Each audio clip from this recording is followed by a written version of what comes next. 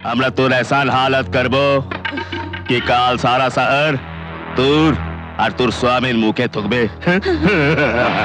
চেহারা দেখলেই যে কেউ বলে দেবে যে গুন্ডারা তোমার সঙ্গে নিশ্চয়ই কুকর্ম করেছে। এই পৃথিবীতে কঠিন থেকে কঠিন রোগের নিদান আছে, কিন্তু সন্দেহের কোনো নিদান নেই। আমি আমার গর্ভের সন্তানকে নষ্ট করে তোমার সন্দেহকে সত্যে পরিণত হতে দেব না, কিছুতেই না।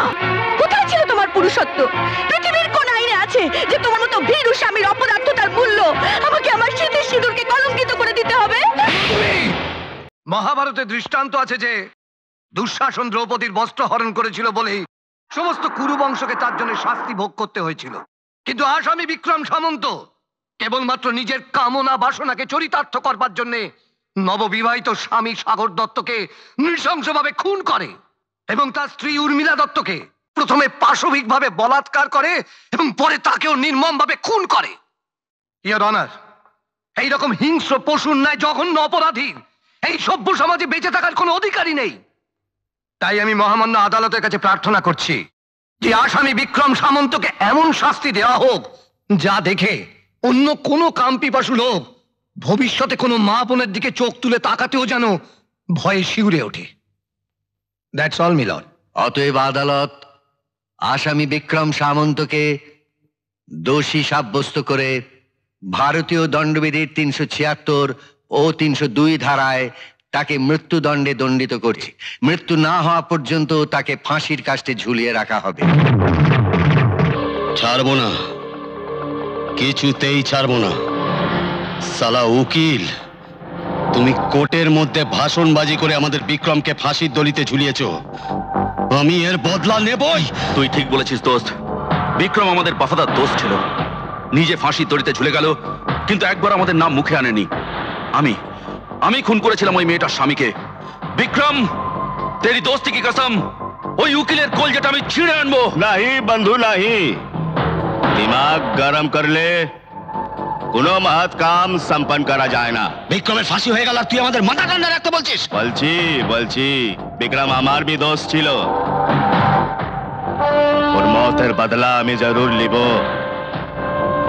ও সালা উকিলকে আমি এমন সাজা দিব जो मौत से भी भयानक।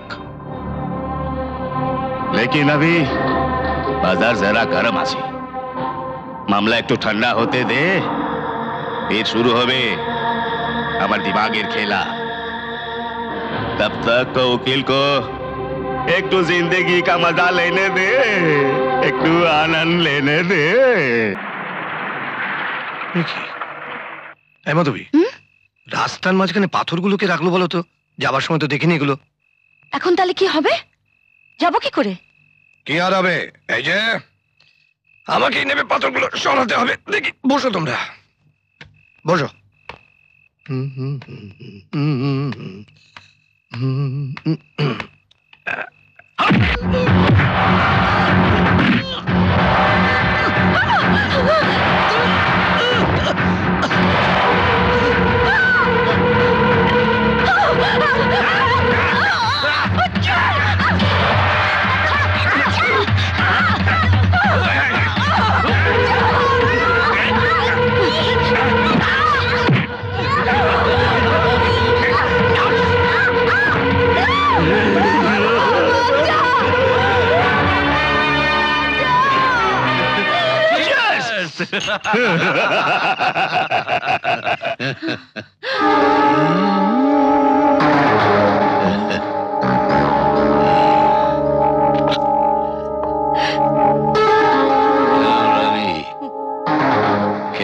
রঙিন পানি আর হয়ে যাও আমাদের রাত কি রানী।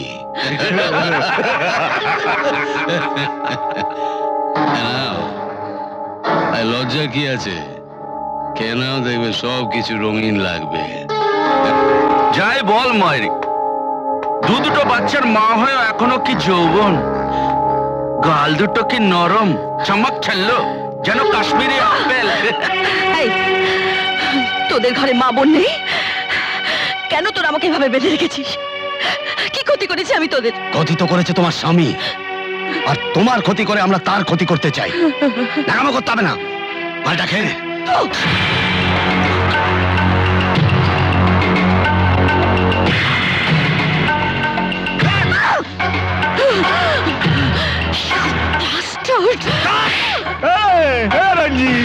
ওকে মারছিস কেন? সুন্দরী,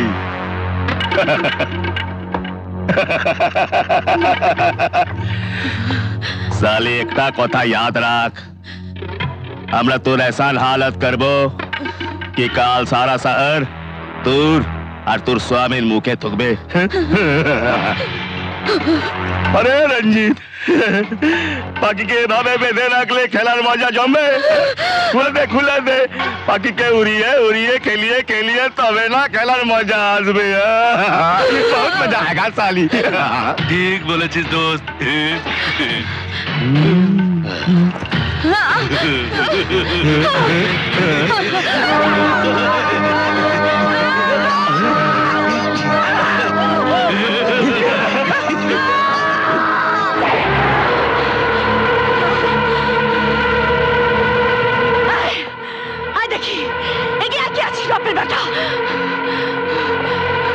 আমার গায়ে হাত দিয়ে দেখ কুত্তার বাচ্চা, কেটে টুকরো টুকরো করে দেবো।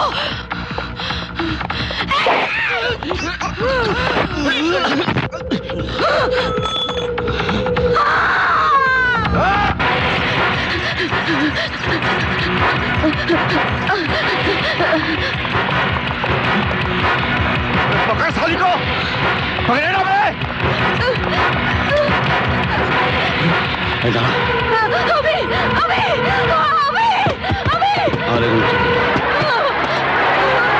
মাধবী, তুমি? চল।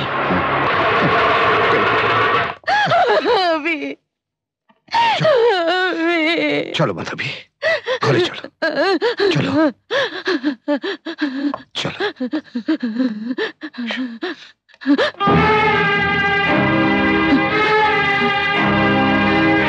মা, আপনি ওভাবে আমার দিকে দেখছেন কেন? মহারানীর দিকে কিভাবে দেখতে হবে?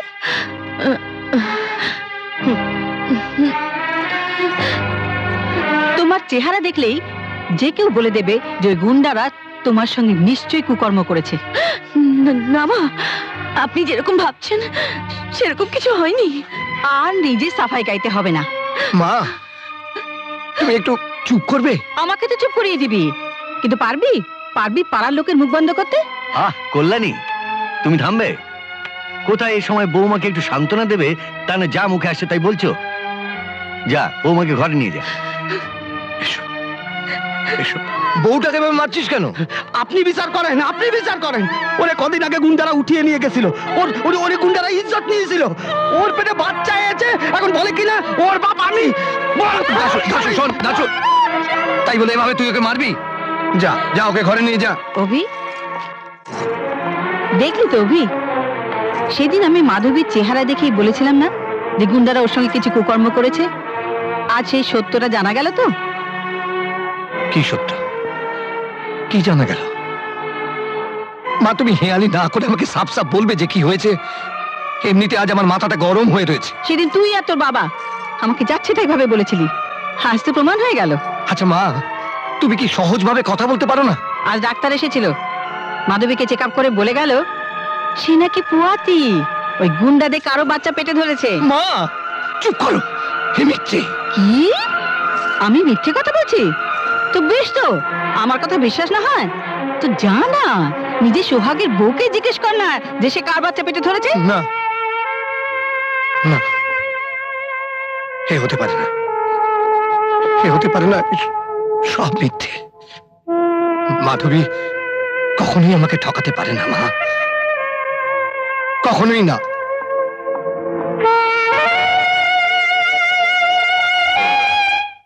কিন্তু আমি গরিব, আমার কোনো টাকা পয়সা নাই, কিন্তু ইজ্জত আছে। কিন্তু সেই ইজ্জতে যদি চলে যায় তাহলে কি নিয়ে বাসুন বলেন? আপনি বলেন বাবু, কি নিয়ে বাসুন? তোর বউ কার বাচ্চা পেটে ধরেছে?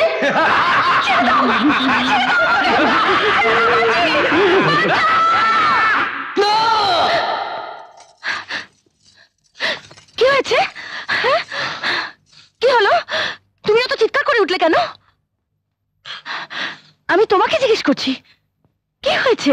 তার জন্য তোমার লাভ খুশির প্রশ্ন নয়, আমি তোমার স্ত্রী, তোমার ভালো মন্দ জানার অধিকার আমার নিশ্চয়ই আছে।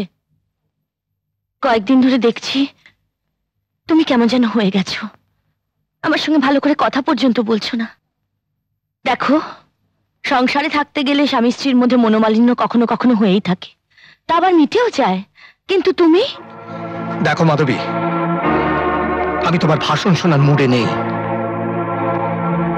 আমি শুধু সাফ সাফ তোমার কাছে জানতে চাইছি যে তোমার পেটে যে পাপ এসেছে সেটা আসলে কার? না, এ পাপ নয় অভিজিৎ, এ পাপ নয়, এ তোমার পবিত্র রক্ত। অসম্ভব, অসম্ভব, এ হতে পারে না। এ ওই গুন্ডাদের নোংরা রক্ত, যারা সেদিন তোমার ইজ্জত নিয়েছিল, তোমাকে বলাৎকার করেছে। মিথ্যে, সম্পূর্ণ মিথ্যে। সেদিন কেউ আমার ইজ্জত নেয়নি, কেউ আমাকে বলাৎকার করেনি।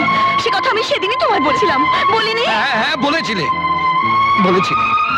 আর আমিও তোমার বানানো গল্পকে সত্য বলে বিশ্বাস করেছিলাম। কিন্তু মাধবী, তুমি প্রকৃত সত্যকে গোপন রেখে আমাকে বোকা বানিয়েছো, আমার সঙ্গে বিশ্বাসঘাতকতা করেছো। আমি তোমার ছেলের দিব্যি নিয়ে বলছি, আমি তোমার কাছে কোনো কিছু গোপন করিনি। আমি তোমার সাথে বিশ্বাসঘাতকতা করিনি। হ্যাঁ করেছো। না, সেদিন যখন ওই গুন্ডাদের হাত থেকে বাঁচবার জন্য আমি মরিয়া হয়ে উঠেছিলাম, তখন হঠাৎ হাতের কাছে একটা তলোয়ার পেয়ে যাই, আর সেটা দিয়ে আমি ওদের আঘাত করে সেখান থেকে পালিয়ে আসি। মাধবী, মাধবী, তোমার এই বানানো গল্প শুনিয়ে তুমি তোমার হারানো ইজ্জত ফেরত আনতে পারবে না। আমাকে তুমি যতই বোঝাবার চেষ্টা করো না কেন, তুমি নিজেকে কখনোই নিষ্কলঙ্ক সতী সাবিত্রী প্রমাণ করতে পারবে না। বারবার তুমি আমার শীতে সিঁদুরে দাগ লাগিও না গো। আমি আজও পবিত্র। সেদিন যদি ওরা সত্যি আমার ইজ্জত নিত, তাহলে আমার সেই হারানো ইজ্জত নিয়ে এই ঘরে চৌকাঠ পেরোনোর বদলে আমি গঙ্গায় ডুবে নিজের জীবন দিয়ে দিতাম। এখনো সময় আছে। যদি তুমি চাও তাহলে আমরা দুজনে আগের মতো এই ছাদের নিচে স্বামী স্ত্রী হিসেবে থাকতে পারি, কিন্তু একটা শর্তে। শর্ত? কিসের শর্ত? এই মুহূর্তে তুমি তোমার গর্ভ নষ্ট করে দাও। কি বলি তুমি? গর্ভ নষ্ট করে দেব? এ কথা বলতে তোমার জিভে আটকালো না? আমি কোনো শর্তেই আমার গর্ভ নষ্ট হতে দেব না। কেন নষ্ট করতে দেবে না? কারণ সাধারণ পরিস্থিতিতে তুমি যদি আমাকে বলতে যে আমাদের আর কোনো তৃতীয় সন্তানের প্রয়োজন নেই, আমি হয়তো তোমার কথা মেনেও নিতাম। কিন্তু আজকের এই পরিস্থিতিতে দাঁড়িয়ে তোমার কথা মেনে নিয়ে সত্যের উপর মিথ্যের মোহর লাগাতে আমি কিছুতেই দেব না। কারণ এই সন্তান তোমার, অভিজিৎ রায়ের। চেঁচিও না। এই পৃথিবীতে কঠিন থেকে কঠিন রোগের নিদান আছে, কিন্তু সন্দেহের কোনো নিদান নেই। আমি আমার গর্ভের সন্তানকে নষ্ট করে তোমার সন্দেহকে সত্যে পরিণত হতে দেব না, কিছুতেই না। আমিও কোনো কিছুর বিনিময়ে আমাদের পরিবারের মান সম্মান বাজারে নিলাম হতে দেব না। তোমাদের পরিবারের মান সম্মানের মূল্য তোমার কাছে যদি এতই বড় ছিল, তাহলে সেদিন কেন তুমি আমাকে গুন্ডাদের হাত থেকে রক্ষা করতে পারোনি? হ্যাঁ, কোথায় ছিল তোমার পুরুষত্ব? পৃথিবীর কোন আইনে আছে যে তোমার মতো ভীরু স্বামীর অপরাধতার মূল্য আমাকে আমার শীতের সিঁদুরকে কলঙ্কিত করে দিতে হবে?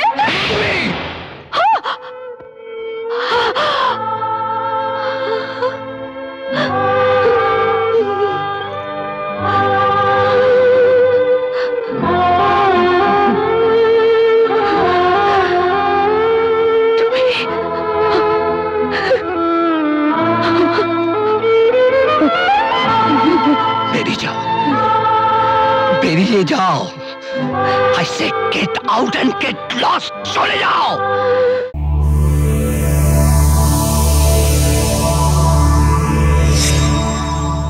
এমন আরো অনেক ভিডিও দেখতে এই চ্যানেলটি সাবস্ক্রাইব করে নিন এবং পাশের বেল আইকনটি প্রেস করে দিন।